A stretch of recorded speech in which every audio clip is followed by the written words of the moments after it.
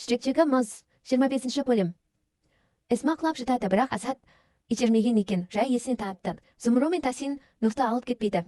Өз кінәсін түсінсін деп түрмеде қалдырады. Барлығы Эсмадан бұны Асад істемей дейді. Ол сенің баланды көтеріп жүр деп Асадқа жиі ұрсады. Нух пен Хикмет түрмеде бір-бірімен ұрсып жатады.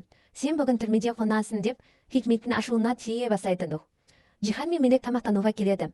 Джихан той күнін тағайындайды. Сен енді Нух үйіне бармайсың, тек менің қасында боласың дейді. Мелек қарсы болғанмен қатты қуанады. Джихан Зумруға звондайды. Мен Мелекті ұрлап кеттім, ол менімен қалады дейді.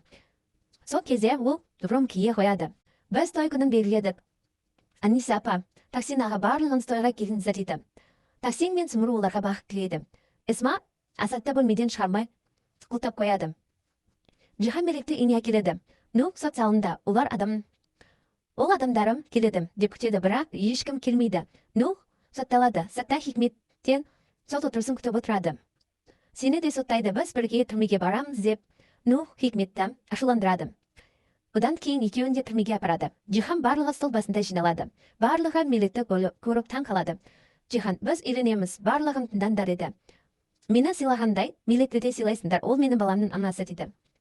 Нух та Хикметке түрмеге түседі. Зумру мен Тасин Анисаны Меккеге жібереді. Тасин келіп Хикметпен сөйлеседі. Арызыңды ал, Нух түрмеден шықсын, сен де шығасың. Солай екеуі де түрмеден шығады. Тасинді атқан үй күзетшісінің біреуі қаруын көрсетіп тұрады. Сол кезде Зумру да көріп қалады. Солай полицияға арызданады. Ол адамды қамауға алады. Джихан мен Мелек тойға дайындалып жүреді.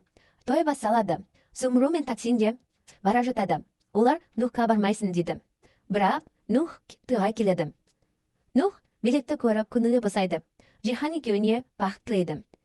Бір кезде той болып жатқанда тойға полициялар келеді. Сіз Тасин мырзаны өлтірді деген күдікпен қамауға аласыз деп.